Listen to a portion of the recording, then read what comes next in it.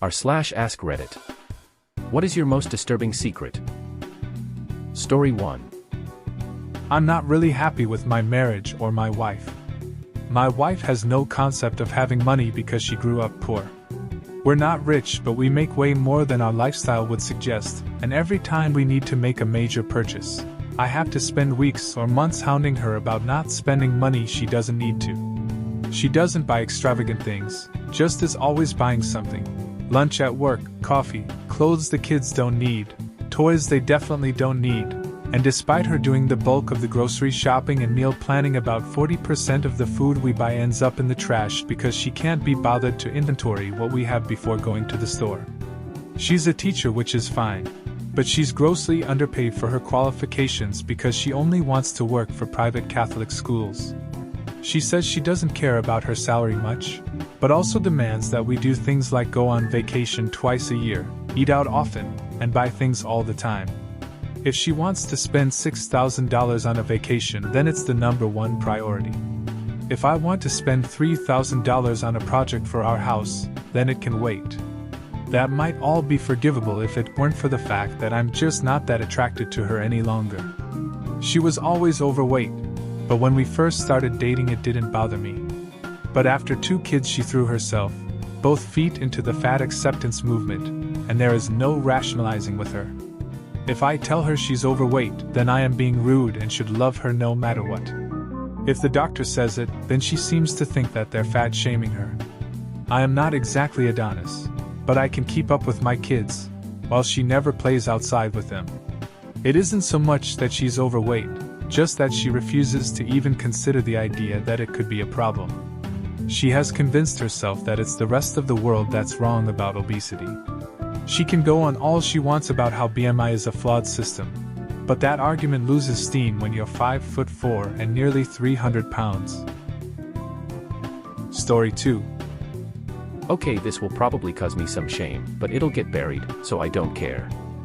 So my wife makes great biscuits and gravy. Like really good. Like drop dead to get a bite good. I honestly never liked biscuits and gravy before we got married. Maybe it's because I never had a version that was good enough. Maybe my tastes changed over time. All of my kids love my wife's biscuits and gravy too. She's a pretty darn good cook. She's been cooking the majority of her life ever since she learned from her mom as a kid, so there's that. Over the years, I've had other versions of biscuits and gravy with varying affection for the taste. Some good, some plain, and some are just flat out mediocre.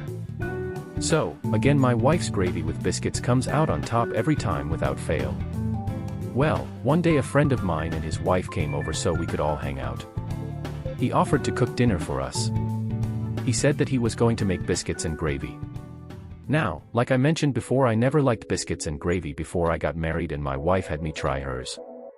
So I was a bit nervous. As mentioned previously, my wife's biscuits and gravy always came out on top.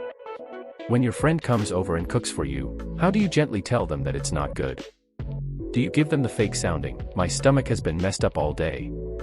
Or the tried and true, "I already ate, I'll eat it later"? The latter buys you enough time to let them leave before you throw the stuff out. Anyway, my buddy's cooking his version of biscuits and gravy, and I'm already mentally preparing my speech, going over and over in my head so it doesn't sound forced or sincere enough. But hey, at the very least I can always just choke it down, right? Well, he finished up and had us try it. I'll be darned if it wasn't the best biscuits and gravy I've ever had in my life. Like damn, it was tasty. I had 2 plates worth. I still think of that meal from time to time. And while my wife's biscuits and gravy is still good, it pales in comparison to my friend's version. Every time she cooks it, I remember my friend's version and I don't say anything. Nothing at all. I'm not trying to get my butt kicked. So I hide my head in shame. Story 3. When I was younger, my sister, who is 10 years older than me, used to beat me almost daily. She once broke my nose slamming it into a door. She would bend my fingers backwards until they snapped, and so much more. It was brutal. She even killed my hamster. She threw it against a wall and cackled like Satan would. It started when I was about 9. I knew from my brother, who is 4 years older, that she had tried to smother me as a baby because she wouldn't be the only girl anymore.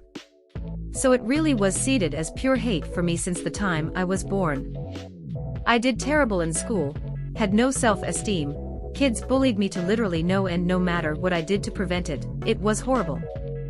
Then one day I couldn't take it anymore.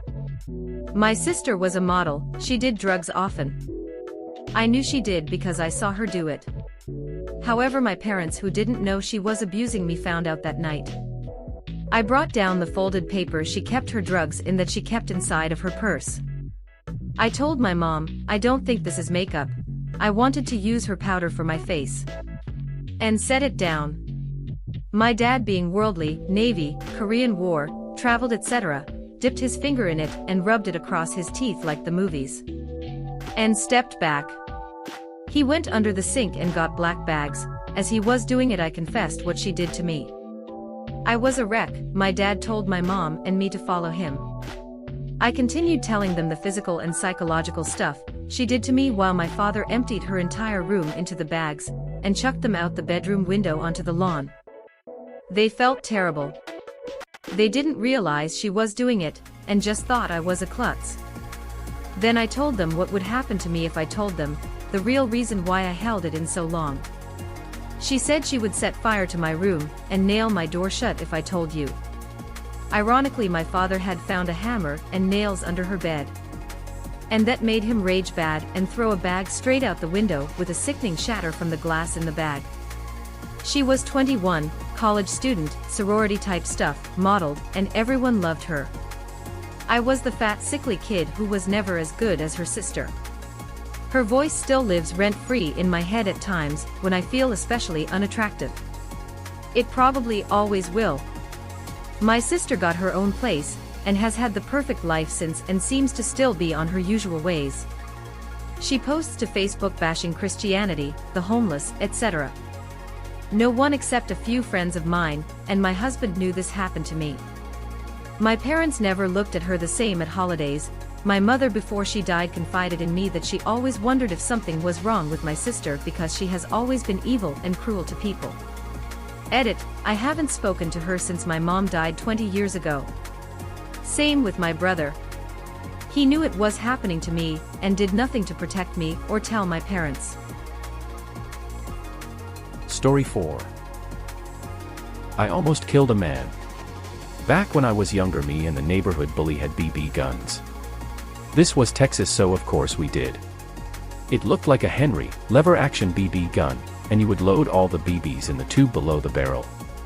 Anyway, I saw him on his bike and aimed my BB gun at him thinking I was cool. Finger was off the trigger as I didn't actually plan on shooting him. I just wanted to scare him. He kept riding past me, shouting things at me. I don't remember what. He rode to his house and walked out of his garage with his BB gun and shot me. I ducked behind a trash can and popped some off at him. I know I still have scars from some of his shots in the palm of my hand, my left butt cheek, and right calf. Anyway, again, I shoot at him, he shoots at me. Well, I blind fire, and hear his gun hit the ground and him balled up holding his face on the ground. At this point I don't care about him. I walk up and say whatever I wanted to say till he moved his hand and I realized I shot him in the freaking eye when I blind fired. His hands were covered in blood, his eye looked like it exploded kinda. Like it was still there, just wasn't how you'd expect an eye to look. This was a neighborhood where this was a regular thing, kids yelling and screaming, waving BB guns around, so nobody cared that much. I didn't know what to do. I walked away and just left him. We moved away shortly after as my dad lost custody of me and I moved in with my parents. Couple years later he popped into my head. I did some searching on various sites and found him. Same name. Missing an eye. I made a fake account and asked him how he lost his eye. He told me, I fell off my bike as a kid and landed in some sticks that stabbed my eye. Haha, not that cool of a story, I know. I knew darn good and well that I was responsible for that. I added him with my real account and we're actually really good friends now. He's a very successful banker, and I'm a nobody who works at a tire shop. So clearly he's got it made, haha. Story 5.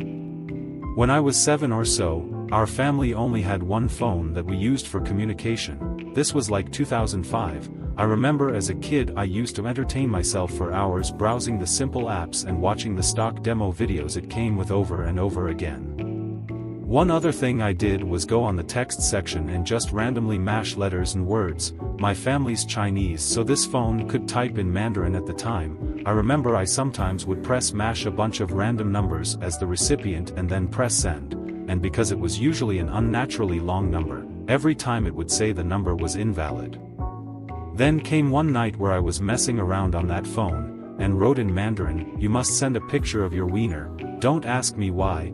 I was a kid and immature LMAO, pressed a bunch of random numbers again for the recipient, then pressed send.